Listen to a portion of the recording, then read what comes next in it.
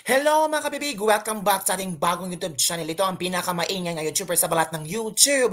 Ako si Kabibig, maglebak-lebak na tayo with evidence na kung may bagong pasabog na naman si Maharlika.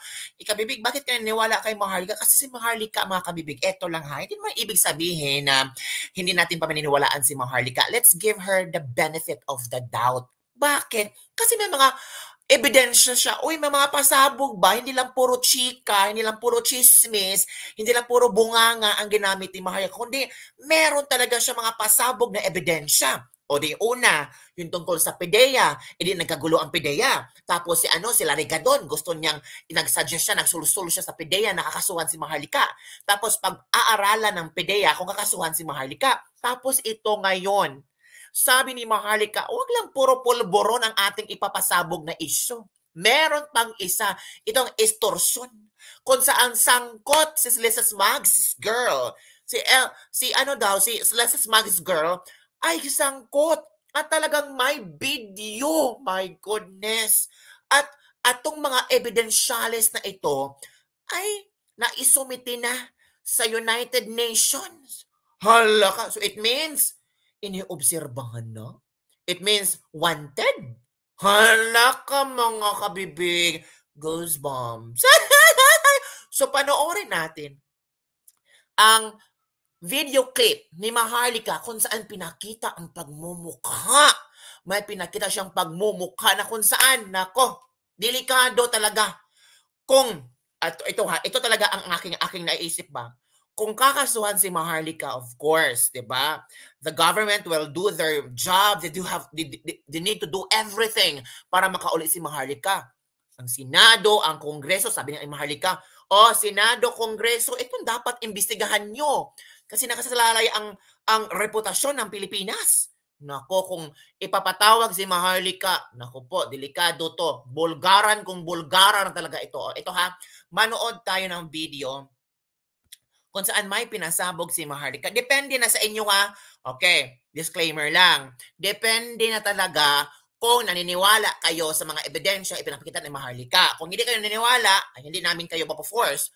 Ako naman, I'll give her the benefit of the doubt. Malalaman talaga natin yan sa tamang panahon, sa tamang proseso, at sa tamang oras na kung saan magsalpukan lahat. Okay, ito na. Manood tayo. Just give me a moment. Just give me a moment, okay? Ito na. Hanapin ko na, i-share ko yun sa Twitter ko. Ito na kabibig. As in, I was so shocked. Shocked talaga. Oo naman. Ito na mga kabibig. Naku. Let's listen to Maharlika. Hayop na babaeng ito, si Lisa, dahil pinapayagan ng kanyang bangag na asawa, na asawang bangag nga. Kala mo gago ka ha? Pakita ko yung mukha mo. Ito lang. Mukha mo naman to pakita ko yung mukha niya. Okay. Sabagay, marami ka naman video sa akin. Okay. Yan, Lisa. Ikaw yan, di ba? What do you think, kabibig? Si Lisa ba ito? Hindi sa Blackpink ha? Si Lisa ba ito, mga kabibig? Nagsabi, oo nga, si Lisa yan. Si Lisa talaga yan. Naramdaman ko sa aking predictions na si Lisa yan. Galing kay Maharlika. So sabi ni Maharlika, si Lisa yan. Hala ka. Marami palang video si Maharlika. Sino kaya nag-feed kay Maharlika ng mga impormasyon, no?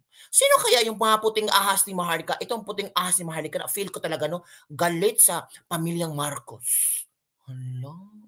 Sabi ng iba, baka si Maharlika ginamit ng mga galit sa mga Marcos para pabagsakin ang Marcos administration. Sabi ng ilang netizen ha, yan ang kailangang pakiramdam ngayon. Kasi iba na talaga ang atake ni Maharlika. Pero ang ipinaglalaban ni Maharlika, katarungan ha. Ipinaglalaban ni Maharlika ay katarungan na hindi na mabibiktima. Ang mga Pilipino na hindi na mariripit ba kung ano nangyari. At ito na. Gusto mo i-play ko na yung video?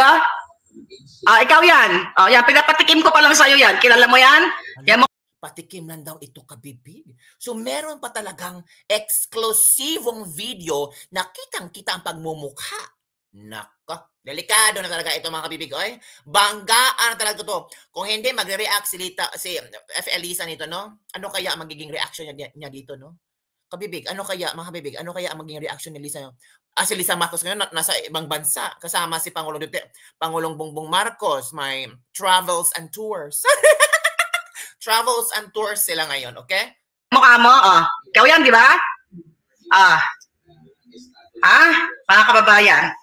Sino yan? Ako ba yan? Hindi naman si Maharlika. Right, video yan. Pinapatikim lang kita. Gusto mo kasuhan? Kasuhan mo. Piplay natin to sa korte. Piplay natin ang bonggang-bongga ko ano ang partisipasyon mo sa kidnapping. Oh my God. Diba? Right after nung nakipagsabuatan ka sa asawa ni Teddy Boy Locsin, ayan, Kongreso dapat patawag niyo yan eh.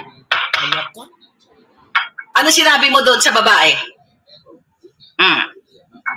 Tiyatanong mo, kung gusto mo ng piyaya, can I get you anything from Bacolod?